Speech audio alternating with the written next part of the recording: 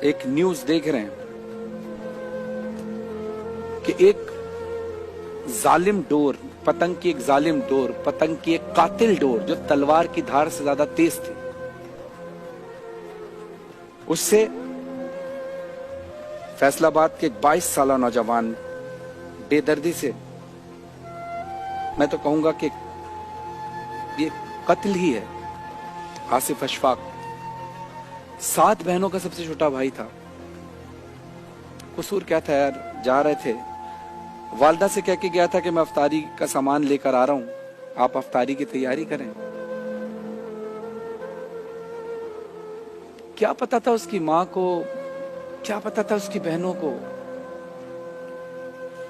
कि जिसकी ईद के बाद शादी होनी थी, बहनों ने हाथों पे मेहंदी लगानी थी, क्या पता था कि शादी से पहले ही उसके हाथों में खून की मेहंदी लग जाएगी। हम पता नहीं क्यों नहीं सोचते कि हमारा एक शौक किसी की जिंदगी ले सकता है। हुकूमत पाकिस्तान ने पतंगबाजी पर पाबंदी ही इसलिए लगाई थी कि हम लोग हद से ज्यादा गुजर जाते हैं। मुकाबला, पतंग उड़ाना खेल है, लेकिन उसका एक तरीका होता था। एक नॉर्मल सी डोर होती थी, आपकी पतंग कट गई तो आप हार गए। अगर हार गए तो खेल में हार जीत तो होती है, नहीं हार नहीं तो नहीं था। डोर में केमिकल्स लगा दिए, डोर में पता नहीं क्या क्या चीजें ऐसी लगा दी कि जी हमारी डोर जो कट नहीं सकती, हमारी पतंग कट नहीं सकती। लेकिन उस चक्कर में न जाने कितने लोगों के गले कट चुके हैं। और आसिफ अशफाक कोई पहला शख्स नहीं है जिसके साथ ऐसा हुआ है। न जाने कितने लोगों के गले पहले भी कट चुके हैं। आप देखते थे कि अक्सर लोग बाइक पर एक तार लगाया करते थे ऐसे, ताकि अगर डोर आए तो बच जाए। लेकिन गवर्नमेंट ऑफ पाकिस्तान ने फिर बसंत पर पाबंदी लगा दी कि भाई जब तुम कंट्रोल से बाहर हो रहे हो, अपनी हद क्रॉस कर रहे हो, यानी ये खेल को तुमने जंग बना दिया है और उस जंग में तुम उस डोर से सबको कत्ल कर रहे हो, तो जब मना कर दिया था तो हमें रुक जाना चाहिए। क्योंकि हम हद से ज्यादा पार हो जाते हैं ना, हदें पार कर जाते हैं। हमें यह नहीं पता होता किसी की जान जा रही है, हमें यह नहीं पता होता वो मरने वाला किसी का बाप है, उसके छोटे छोटे बच्चे हैं, या मरने वाला किसी का बेटा है या किसी का शौहर है, या हो सकता है वो घर का वाहिद कफील हो। नहीं जी, पतंग उड़ानी है और ज्यादा से ज्यादा मांझे पर केमिकल लगाने। मैं कहता हूं कि कसूरवार सब हैं, सब कसूरवार हैं इसके। पतंग की डोर बनाने वाले भी जो ऐसी डोर बनाते हैं, और वो इस्तेमाल करने वाले भी जो उसको इस्तेमाल करते हैं। पुलिस कहती है कि आसिफ अशफाक का कातिल पकड़ा जाएगा। मैं कहता हूं कि अगर पकड़ा जाए वो तो अलग बात है, लेकिन कैसे पकड़ा जाए? डोर पता नहीं कहां से चल रही थी, किसके हाथ में थी। कितनी बार पुलिस ने छापे मारे हैं जो इस तरह के खूंखार पतंगबाजों के पास के जो इस तरह की डोर इस्तेमाल करते हैं। छापे मारे, बेहिसी का आलम यह कि छतों से कूद कूद के भाग जाते थे। और ये इतने साल जब पतंगबाजी बंद रही, लोग छुप छुप के ऐसे मांझे और डोर इस्तेमाल करते थे जिससे हाथ भी कट जाते हैं लोगों के। वो पतंग इस्तेमाल करने के लिए खुद तो ग्लव पहनते कि हाथ ना कटे, लेकिन वो डोर अगर रोड पर, सड़क में, किसी गली पर चलते शख्स के गले पर फिर जाए, कोई ऑप्शन नहीं है उसके पास। अगर आपने वीडियो देखी हो आसिफ अशफाक की, फैसलाबाद में सीसीटीवी कैमरे की जो वीडियो है, वो शख्स जा रहा है, गिरने के बाद वो देख रहा है कि मैं गिरा क्यों, और फिर ऐसे खून इसका बह रहा है जैसे किसी ऊंट को नहर किया जाता है। अब वो देख रहा है इतना सारा खून आया कहां से, वो परेशान था। जब उसने देखा ये खून मेरे पास से आ रहा है, और फिर जब लोगों ने आकर देखा, गले पे उसके कपड़ा बांधने की कोशिश की, बस उसी वक्त वो खालिक हकीकी से जा मिला। कहने वाले कहते हैं कि डोर इतनी सख्त थी कि 3 उंगलियों के बराबर गहरा कट था उसके। ये बेहिसी हमारी कब खत्म होगी? अब मुझे नहीं पता मेरे कहने से कोई फर्क पड़ता है नहीं पड़ता, फर्क पड़ता है इंसान के अपने सोचने से। अगर आज के बाद भी हम पतंग इसी तरह मांझे और इस तरह के मांझे और डोर इस्तेमाल करेंगे जिससे लोगों की गर्दनें कट जाएं, लोग जख्मी हो जाएं, लोग मारे जाएं, तो फिर ये याद रखना कि तुम पुलिस से तो बच सकते हो, उनके घर वालों से तो बच सकते हो, अल्लाह से नहीं बच सकते। अल्लाह से नहीं बच सकते यार। एक शौक अगर इंसान की जान ले ले तो लानत है ऐसे शौक पर।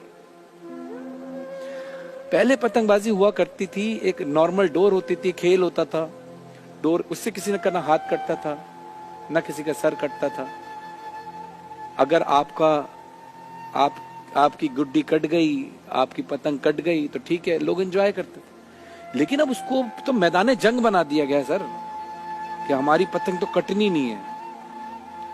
और कुछ नहीं पता, अगर आपको ये जो खूंखार पतंगबाज लोग हैं, अगर इनको मौका मिले ना तो ये लोहे की तारों को गर्म करके भी पतंगबाजी कर सकते हैं। कुछ नहीं पता, ये शौक ऐसा बेहुदा शौक बन के रह गया।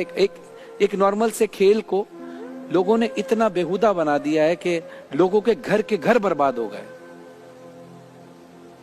आपकी पतंग की उस खूंखार डोर से न जाने कितने लोगों की जिंदगी की डोर टूट गई है। जरा पूछे ना उस मां से जाके कि जिसको जो ये तैयारी करके बैठी थी कि रमजान खत्म होगा, मेरे बेटे के सर पे मैं सेहरा बांधूंगी। जरा पूछे आसिफ अशफाक की उन बहनों से कि जो इस इंतजार में थी कि मैं अपने भाई को मेहंदी लगाऊंगी। जरा पूछिए आसिफ अशफाक की उस होने वाली दुल्हन से कि जिसकी जिंदगी आबाद होने से पहले ही उजड़ गई एक पतंग की डोर की वजह से। अब ढूंढे ना कहां है वो।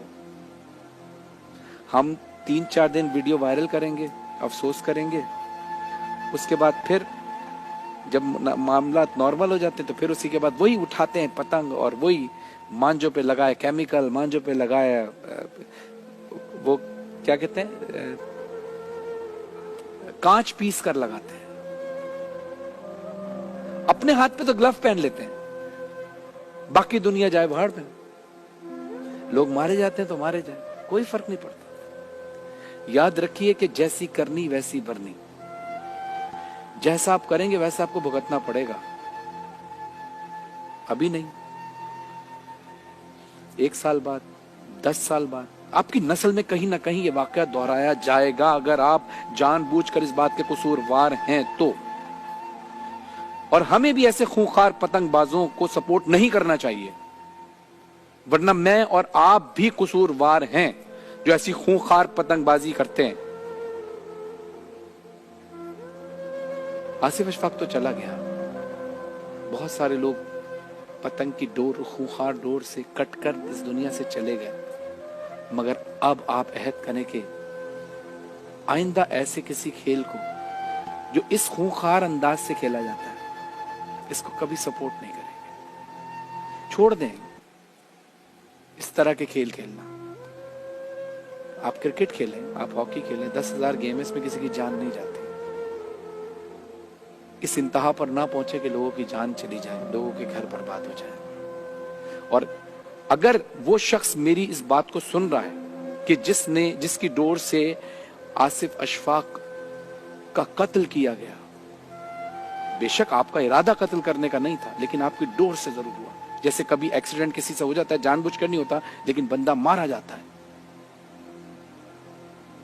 बहुत सारे लोग हो सकता है सब पतंग उड़ा रहे हो, सब अगर सुन रहे हैं तो टाइम मैच करना कि आसिफ अशफाक के साथ ये वाकया कब हुआ और हम उस इलाके में क्या हम पतंग उड़ा रहे थे या नहीं उड़ा रहे थे। अपने गुनाह का एतराफ कीजिए, उसके घर वालों से माफी मांगे। मेरी ये उम्मीद है कि आपने ज़ाहिर जानबूझकर नहीं किया होगा, घर वाले भी मेरी उम्मीद है कि वो माफ कर देंगे, लेकिन अल्लाह की बारगाह में भी आपने तौबा करनी है, वरना आप अल्लाह के भी मुजरिम हैं, आसिफ अशफाक के भी मुजरिम और हर उस शख्स के मुजरिम हैं कि जो पतंग की खूंखार डोर से कत्ल कर दिया गया।